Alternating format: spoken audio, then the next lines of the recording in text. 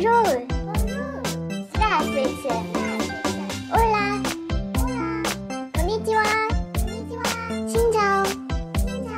Sawadika. Apa kabar?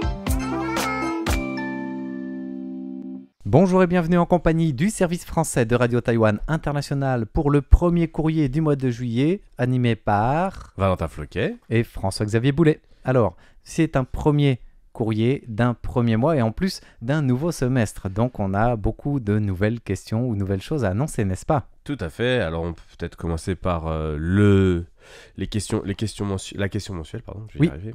la question mensuelle, c'est celle du mois de juillet. Alors, la question est dans quelle ville européenne la vice-présidente Xiaobi Kim a-t-elle été sujette à des tentatives d'attaque, à des agressions, on peut dire en tout cas. Voilà. Donc, quelle ville européenne a vu ce scénario se dérouler? Ça s'est déroulé au mois de mars dernier. Elle était alors élue et pas encore en exercice. Mais il y a quand même eu des pressions, des menaces, des actions. On ne va pas trop dire... de donner de détails tout de suite, qui ont été un peu confirmés dans l'actualité de cette semaine. Voilà pourquoi c'est notre question du mois de juillet. Voilà, et à gagner alors, il y a 5 gagnants avec un petit porte-clés en forme de gâteau Oreo. Je pense que c'est une trouvaille encore de... pub, mais c'est Tiffen qui nous a trouvé Voilà. ça, en effet. Voilà, des petits Oreos non pas à manger, mais à accrocher ses clés. 5 gagnants pour le concours du mois de juillet, c'est exactement le même nombre de gagnants qu'on propose pour le 3e trimestre de l'année 2025. Alors, c'est plus qu'une question, c'est une demande de participation, c'est ça, hein ? Tout à fait, et on vous demande donc de lister 3 événements culturels en Europe auxquels Taïwan participe. Voilà, donc c'est très européen les concours, les nouveaux concours là actuellement. En tout cas, c'est Taïwan Europe, c'est l'actualité actuelle. Taïwan participe à ces événements culturels, vu que c'est pour le trimestriel, eh bien vous avez le choix entre juillet, août et septembre. Tout à fait. Donc il y a plusieurs événements culturels, plusieurs groupes aussi qui participent, à vous de nous dire quoi. Et puis vous pourrez gagner, on a dit 5 gagnants, mais on n'a pas encore dit quoi. Eh ben oui, et c'est un Transat c'est porte-smartphone. génial, ça. Alors c'est un porte-téléphone, je pense. C'est ça. Un soutien, un support. Chaise longue, Voilà, transat. en forme de Transat. Voilà, exactement. Il y aura 5 gagnants et c'est encore du Made in trouvé par Tiffen. J'aimerais bien voir quand même la collection de nos auditeurs un jour. Si vous avez des photos de votre collection des objets de Tiffen, ça doit être assez incroyable. C'est vrai.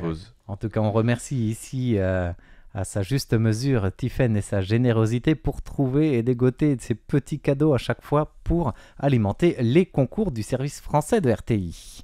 Tout à fait. Et donc, nous allons passer à la suite de l'actualité de la radio. Bon, on peut parler déjà du nouveau site, puisque on sait, vous le savez déjà, si vous cliquez sur le site web de la radio et que vous êtes sur l'ancienne adresse, automatiquement, il y a la bannière déménagement du site qui peut vous réorienter vers le nouveau site. Le nouveau site ou la nouvelle présentation, c'est encore en cours d'élaboration, hein. Voilà pourquoi Meg demandait à ce qu'on en parle encore dans le courrier cette semaine. Déjà, on s'excuse des dysfonctionnements au nom de la société fournisseuse de ce site internet, puisque y a pas mal de choses qui ont été signalées, qui sont en cours de modification, mais il y a encore des bugs qui apparaissent ça et là. Donc n'hésitez pas à continuer de les signaler pour nous. Et puis aussi à nous dire ce qui va bien sur ce site, ce qui change en bien, en affichage, en fonctionnalité.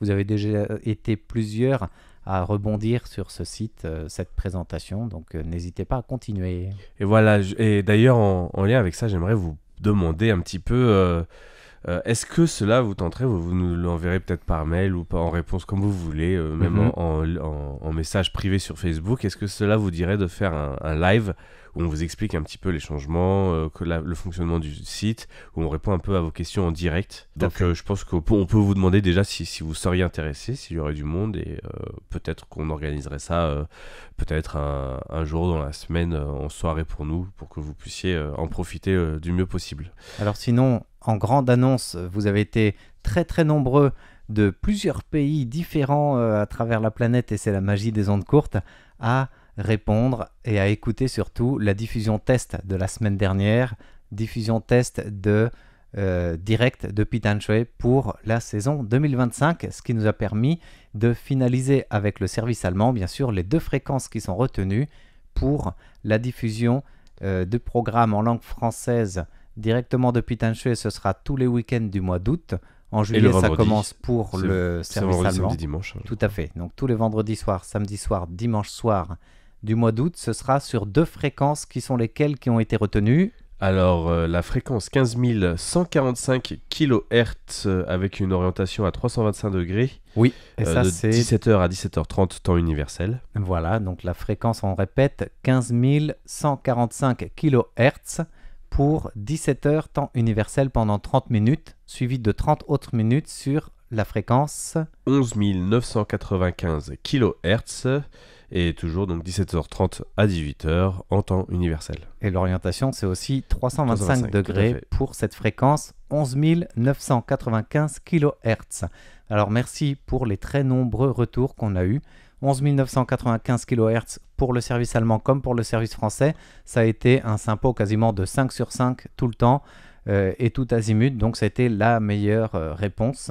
Et après, par rapport aux autres fréquences, c'était relativement bon, quelle que soit la fréquence testée. Contrairement à l'année dernière où je me souviens, la fréquence 7000 et quelques kHz était beaucoup moins bonne. Donc le choix avait été quasiment automatique. Là, franchement, c'était plus dur de départager les meilleures fréquences. Mais on a réussi à faire la moyenne et distinguer quand même la 15 145 kHz comme un peu mieux que les autres fréquences proposées, en dehors bien sûr du champion 11 995 kHz. Donc c'est tous les vendredis, samedi, dimanche du mois d'août, 17h et 17h30, temps universel. Et je voulais remercier aussi un peu particulièrement le compte Facebook de Radio Magazine qui avait partagé l'événement aussi sur son compte. Il y avait eu beaucoup de retours et des questions. On a répondu directement aux questions sur leur compte Facebook aux gens. Et voilà, donc si vous avez aussi des questions, n'hésitez pas à nous contacter directement. Ils avaient été pris un peu de court, l'annonce a été fait un peu tardivement, donc ils n'avaient pas pu participer pour ceux qui ont vu la notification un peu tard. D'accord, c'est vrai que nous on a eu la confirmation des fréquences très très tard, malheureusement. On a tout de suite envoyé un mail à tous les auditeurs, tout notre réseau.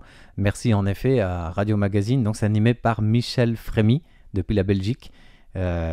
Un amateur radio et un amoureux des ondes courtes et de la radio en général. Donc d'avoir relayé ça pour nous auprès de sa page et de ses fans, c'est vrai que c'était précieux. Et puis il y avait vraiment beaucoup, comme on a dit, il y avait vraiment beaucoup de gens intéressés, donc c'était vraiment très, très sympa. Et puis si, là cette fois, vous avez quand même à peu près un mois pour vous préparer à écouter nos diffusions pour le mois d'août. Oui. Donc préparez-vous, on vous rappelle encore une fois, pour ceux qui ne l'auraient pas bien entendu, 15 145 kHz, orientation 325 degrés à 17h et 11 995 kHz, même orientation, à 17h30. Voilà, temps universel, c'est bien sûr, comme à chaque fois. Donc on attend vos rapports d'écoute pour cette diffusion, que ce soit vos réponses vos retours en tout cas sur la qualité de réception pour la diffusion test ou pour la vraie saison, donc durant tout le mois d'août, vous recevrez bien sûr une carte QSL spéciale concoctée par Valentin en partie. Voilà, et on est en train de finaliser justement tout à fait. Ce design. Voilà. Alors un grand merci bien sûr. La partie du courrier des auditeurs sur les annonces, les concours prend fin. Il y a aussi bien sûr les interactions avec les différents courriers thématiques ou questions reçues. Oui, et on va continuer un petit peu sur l'émission de la semaine dernière de mon côté, puisqu'on va encore parler un peu de la route, c'est de la gestion de la route à Taïwan. D'accord, au niveau accident, au niveau... Alors, la semaine dernière, on parlait des accidents de la route avec les animaux. Oui. On avait eu un très beau rapport d'ailleurs cette semaine de Paul Jamet, qui nous a envoyé un petit peu les différentes statistiques et les différentes associations qui travaillent dans ce domaine en France. Oui. Et donc cette semaine, nous avons toujours quelque chose en lien avec la circulation, plus en lien avec l'actualité générale et l'accident qui a eu lieu à Sanxia au mois de juin. Ah oui, un triste accident malheureusement, qui a fait pas mal de dégâts, des morts, et en plus pas loin d'une école, donc beaucoup d'enfants parmi les victimes. Et donc en fait, ça a beaucoup soulevé la question de l'âge au volant. Oui. Et donc ça rejoint donc une question d'Émile Christian qui nous demandait en fait si on dispose à Taïwan de données ou d'analyses récentes concernant les risques routiers spécifiques aux personnes âgées. D'accord. Voilà, et donc c'est un peu à cette question que je vais répondre aujourd'hui. Il avait posé plusieurs questions, il avait parlé un peu plus des dangers de la route, etc. Mais c'est vrai que ça complète... Du handicap aussi. Mais là, je vais juste répondre à cette question de l'âge au volant aujourd'hui. Et c'est bien parce que ça complète une partie de la thématique de la semaine dernière, comme tu le disais, et aussi une proposition qui est faite justement par Paul Jamet dans son grand courrier de cette semaine, qui nous dit pourquoi pas forcément ne pas que répondre aux questions des auditeurs, mais alimenter sur une thématique. Alors ça peut être en lien avec une émission qui serait thématique d'un mois, voire sur 2 mois, avec des échanges et réactions des auditeurs. Donc là, c'est l'occasion, en effet, pourquoi pas de continuer sur cette thématique et dans un prochain courrier, de rebondir sur les contributions de nos auditeurs. Ça permet de comparer la situation avec Taïwan et les pays dans lesquels on est écouté, ou même de prendre en compte l'opinion des auditeurs. Voilà. Alors là, la réponse.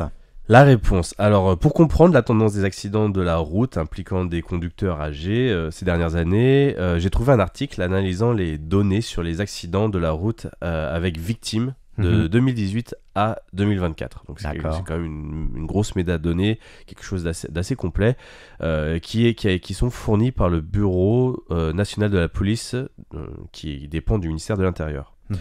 Cet article a retenu les accidents impliquant les voitures légères, les camions, grands et petits, les 2 roues, en utilisant comme critère le fait que la personne impliquée ait été désignée en première responsabilité. D'accord. Afin d'observer l'évolution du nombre de conducteurs âgés impliqués dans les accidents. Pour comprendre donc dans un premier temps cette nouvelle problématique, un facteur principal est à garder en tête, c'est le vieillissement démographique de la population taïwanaise. C'est-à-dire que le fait qu'il y ait de plus en plus de conducteurs âgés va avec le fait qu'il y ait de moins en moins aussi en termes de pourcentage, parce qu'en général on parle en pourcentage de population, vu qu'il y a de moins en moins de conducteurs jeunes, il y a de plus en plus de conducteurs vieux, c'est à peu près... Voilà, faut prendre en considération dans les statistiques, c'est pas non plus complètement... faut voir la proportionnalité aussi par rapport à cette donnée-là. Et donc, les résultats montrent qu'au cours des 7 dernières années, le nombre d'accidents causés par des conducteurs de 65 ans et plus, ou même de 75 ans et plus, c'est l'âge actuel soumis pour le renouvellement spécifique avec les tests spécifiques, a augmenté chaque année. D'accord. Cependant, cette hausse des accidents ne permet pas de conclure directement que les conducteurs âgés sont de plus en plus dangereux. Le vieillissement de la population taïwanaise est d'ailleurs entré officiellement dans la catégorie définie comme société ultra vieillissante, ce qui conduit forcément à une augmentation du nombre de conducteurs âgés et peut expliquer en partie l'augmentation corrélative des accidents. Voilà, ça c'est ce qu'on expliquait, le cap de société super âgée est en vigueur depuis 2025 à Taïwan. Voilà. En s'appuyant donc sur la classification par âge du site Mobilisation Générale pour la Sécurité Routière à Taïwan, qui est organisée par le ministère des Transports, les données d'accidents ont été segmentées selon les catégories suivantes: enfants de 0 à 12 ans, adolescents de 13 à 17 ans, jeunes de 18 à 24 ans, adultes 25 à 64 ans et seniors 65 ans et plus. D'accord. L'analyse donc des 5 dernières années par tranche d'âge rapportée au nombre de conducteurs pour 100 000 révèle que le taux d'accident le plus élevé reste chez les 18-24 ans, ce qui est, je crois, une démographie, une statistique qui est un peu générale. Pas que à Taïwan, internationalement. Ouais, c'est ça. Alors c'est peut-être lié au manque d'expérience des jeunes conducteurs, parce qu'ils viennent d'avoir le permis, la fougue des jeunes qui on peut appeler ça la fougue, oui, ou plutôt la tendance chez les jeunes conducteurs et les jeunes en général à chercher ses limites, ce genre de statistiques-là. Voilà. Puis le manque de réflexes lié, bien sûr, à l'expérience, ça s'accumule. Ouais. Voilà. Je me rappelle quand j'étais jeune conducteur, la monitrice à côté de moi qui me disait mais mets pas le nez sur le bout du capot, regarde 2 voire 3 voitures devant. Et voilà, c'est ce genre de réflexe qu'on acquiert avec l'expérience aussi, quoi.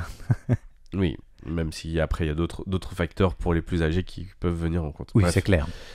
En considérant l'ensemble des accidents, les conducteurs âgés présentent tout de même un taux inférieur à la moyenne nationale, à la moyenne générale de Taïwan, peu importe l'âge. Parce qu'ils ont de la bouteille au volant.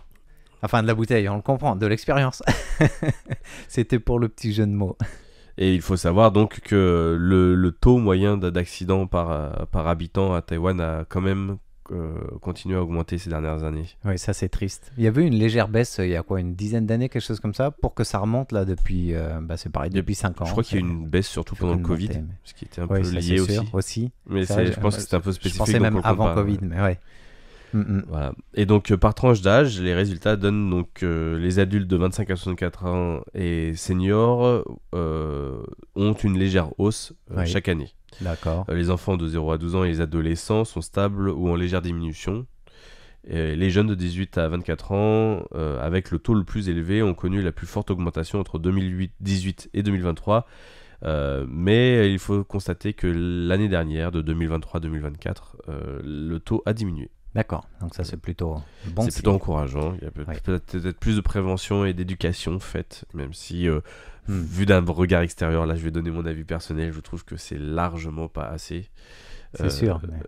Par rapport à l'éducation qui devrait être faite auprès des Taïwanais par rapport à la route. Lors de la conférence de presse sur le système de gestion de la conduite pour les conducteurs âgés le 20 mai dernier, alors je me suis trompé, j'ai dit juin tout à l'heure pour l'accident, c'est le 20 mai. C'était en mai. C'est le 19 mai, donc le lendemain il y a eu une conférence de presse du ministère des Transports et le ministre des Transports, Chen Shih-kai, a précisé que bien que les taux d'accidents attribués aux conducteurs âgés aient légèrement augmenté ces dernières années, cette hausse reste modérée et rien n'implique que ce soit quelque chose de particulier. En tout cas, pas au point d'agir en renforçant la loi ou en retirant le volant de ces personnes-là. Et donc, il a appelé à ne pas mal interpréter les statistiques et a annoncé que des méthodes plus scientifiques seraient mises en œuvre à l'avenir pour évaluer les capacités de conduite des personnes âgées. À l'heure actuelle, c'est quoi les barèmes? Je vais y venir. Ah, super. Oui, au cours de la même conférence, le ministère a annoncé, parce qu'en fait, il a quand même annoncé des changements, plusieurs nouvelles mesures pour la prolongation du permis des personnes âgées applicables dès l'année prochaine, donc dès début 2026, dès le 1er janvier. L'âge de renouvellement régulier du permis obligatoire passe de 75 ans, comme je l'ai annoncé avant, à 70 ans. D'accord. Donc c'est avancé. Les conditions pour la reconnaissance du renouvellement seront renforcées et les conducteurs ayant un historique d'accident devront suivre une formation de remise à niveau. D'accord.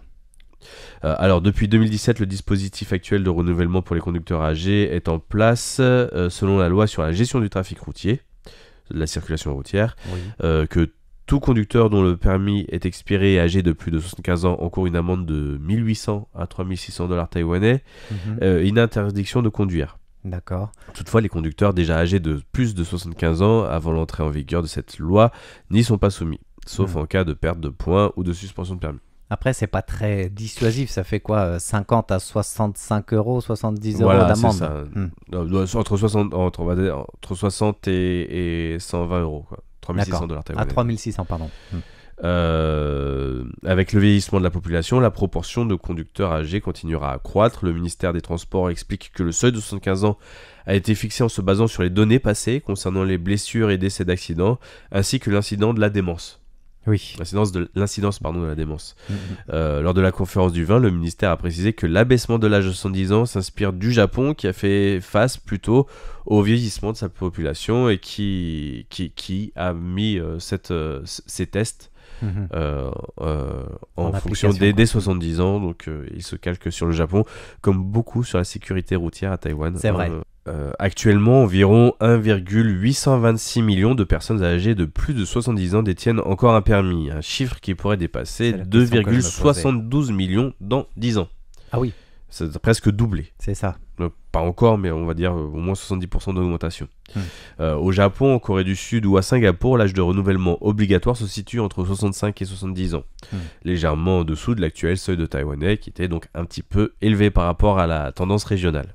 Après, je me souviens, la société civile essaye, en réponse aussi aux différentes mesures proposées par le ministère des Transports, de pousser pour qu'il y ait plus de praticité des transports communs, y compris en dehors des villes, en fait, pour que les personnes âgées, ou même pas que âgées d'ailleurs, puissent laisser la voiture au garage et profiter plutôt des transports en commun, que ce soit un transport plus facile et plus direct aussi pour ces personnes-là, quoi. Ouais, justement, c'est un des sujets que je vais évoquer juste après. Autre chose qui est commun à tous ces pays, c'est qu'il y a un diagnostic médical, une consultation médicale obligatoire dans tous ces pays. D'accord. En Corée, à partir de septembre 2025, des évaluations utilisant la réalité virtuelle seront introduites dans les cabinets médicaux affiliés au ministère des Transports. Au Japon, les conducteurs de plus de 75 ans ayant commis une infraction au cours des 3 dernières années doivent passer un test sur la route pour renouveler leur permis. Mais si les seniors arrêtent de conduire, les transports publics sont-ils suffisamment développés à Taïwan? Ce dont tu parlais juste avant, cette question-là. Le ministère prévoit des mesures incitatives, notamment des abonnements T-Pass pris en charge pour ceux renonçant volontairement à leur permis. Ils disent je vous rends mon permis et vous aurez un abonnement T-Pass gratuit. C'est pas mal ça, comme idée. Ainsi que des solutions de transport telles que les bus du bonheur ou les taxis du bonheur pour les personnes vivant en zone rurale ou difficilement accessibles. Et ça, c'est pas mal du coup d'essayer de multiplier ces initiatives, je pense, parce que ça permet aux personnes de pas être isolées tout en se disant pour ne pas être isolé, j'ai pas besoin de conduire, quoi. Il y a une alternative. Cependant, la couverture et l'accessibilité des transports publics sont préoccupantes à Taïwan. Selon une enquête du ministère des Transports publiée en 2023, seulement 14,9% des plus de 65 ans utilisent régulièrement le bus ou le métro, avec des écarts marqués selon les régions. D'accord. Seules 4 villes, Keelung, Taipei, le Nouveau Taipei et Taichung, dépassent la moyenne nationale. La professeure Chen Wan-Hui de la section de gestion des transports de l'université Tam Kang analyse depuis longtemps la sécurité des personnes âgées. Dans le numéro 56 de la publication Amis des aides techniques diffusée par le ministère des Affaires sociales, elle a publié un article sur les besoins et caractéristiques des personnes âgées en matière de transport collectif. Le reportage se réfère également à ses calculs, à ses propres calculs, comparant le taux d'accidents automobiles chez les seniors avec leur utilisation des transports publics. Les régions où le recours au transport public est faible présentent plus d'accidents. Les deux variables semblent inversement corrélées. Donc elle a réussi à faire un lien en fait entre le fait que l'utilisation des transports publics et l'âge puisse augmenter le nombre d'accidents quand même, selon les régions. D'accord. Sachant que c'est une région statistique et localisée, pas forcément une vraie étude sur le comportement des personnes âgées au volant. Et donc, selon Chen Wan-Hui, les études récentes montrent l'importance des déplacements pour la santé physique et mentale des seniors. Il ne suffit donc pas de se concentrer sur l'âge de renouvellement du permis, il faut aussi assurer des déplacements sûrs et pratiques pour les personnes âgées, ce qui un peu... ça revient un peu toutes ces thématiques, quoi. Voilà. Chen Wan-Hui rapporte que dans sa classe, après l'annonce du passage à 70 ans, un étudiant a réagi en disant que en passant son permis à 18 ans, il n'aurait à se soumettre à une nouvelle évaluation que 52 ans plus tard. C'est vrai qu'il y a cette question qui se pose. Qu'est-ce qui se passe entre les deux? Cela réveille quand même une faille du système taïwanais. Une fois le permis obtenu à 18 ans, et tant qu'il n'est pas suspendu ou retiré, on peut le garder à vie. Voilà. Et c'est une logique un peu aussi des pays étrangers qui avaient aussi des permis à vie, notamment la France, et qui a été réétudiée il n'y a pas longtemps. Voilà. Comme quoi. Et elle cite le modèle japonais qui propose un permis gradué, permis vert pour les débutants pendant 3 ans, permis bleu standard par la suite. Et après 5 ans en l'absence d'accident ou d'infraction, c'est-à-dire que si vous avez une période de 5 années sans aucune infraction ou incident, vous avez l'obtention d'un permis or qui est délivré aux conducteurs japonais. Et donc chaque type de permis a un cycle de renouvellement différent et les infractions influent en ce niveau de permis, encourageant ainsi une prise de conscience continue de la sécurité au volant. D'accord. Après, c'est sûr qu'il faut essayer de trouver la législation qui protégera le plus grand nombre de personnes sur les routes et sur les trottoirs, donc à côté des routes, sachant qu'il n'y aura pas, à mon avis, de mesures clés miracles, sinon ça se saurait déjà. Voilà, tout à fait. Et donc, merci beaucoup à Émile Christian pour sa question sur la sécurité routière. Voilà. Alors moi, j'ai envie d'enchaîner avec une autre question qui nous vient de Philippe Marsan, qui nous écoute depuis la France, et qui nous parlait d'un orchestre de la musique, et plus précisément sur quelle note au diapason on accorde les instruments traditionnels. Voilà, donc la question c'est, est-ce que les instruments chinois s'accordent un peu comme les instruments occidentaux sur le La? Alors ce qu'on appelle le La, attention, ça a évolué, mais là on va parler du La A4, donc à 440 Hz, ce qui est le diapason actuel en France. enfin en France, en Occident. Alors dans le monde chinois, non, on n'accorde pas les instruments sur le La du diapason occidental parce que déjà les notes ne sont pas les mêmes, ça dépend aussi des pupitres d'instruments, mais en général dans le monde chinois, la musique traditionnelle est basée sur ce qu'on appelle une gamme pentatonique. Donc il n'y a pas toutes les notes de musique et les instruments sont accordés selon cette échelle pentatonique donc de 5 notes et ça peut varier, mais c'est souvent... si on veut le transcrire en clé occidentale, c'est sur un accord de Ré. Voilà, donc la note de référence, c'est le Ré et non pas le diapason du La de la conversion occidentale moderne. Après, quelques points clés, qu'est-ce qu'on appelle la gamme pentatonique ? Eh bien, c'est la gamme qui comprend 5 notes, logique, pentatonique, mais sans demi-ton. Donc, ce sont des notes pleines. Et ce qui fait que quand on écoute la musique orientale, si elle ne vient pas transcrire une musique occidentale, mais s'appuyer vraiment sur ces gammes de notes, ça peut être le pipa, le erhu, d'autres instruments, même la flûte en bambou, il y a cette tonalité très asiatique en fait, naturellement de l'instrument, parce qu'il n'y a pas de demi-ton, et c'est que 5 notes. Voilà. Alors pourquoi c'est comme ça ? Ça, c'est la grande question de l'invention de cette harmonie, en fait. Les instruments ont été créés par rapport à une harmonie musicale, de l'oreille, de l'équilibre, et peut-être de la société environnante. L'accordage des instruments est variable en fonction des types d'instruments, même si, encore une fois, cette gamme pentatonique, elle est très courante dans différents instruments. Les vents, les cordes, on le retrouve même dans certaines percussions. Alors l'accordage peut être spécifique selon certaines régions, selon certains styles, donc d'école musicale, et bien sûr selon certains instruments.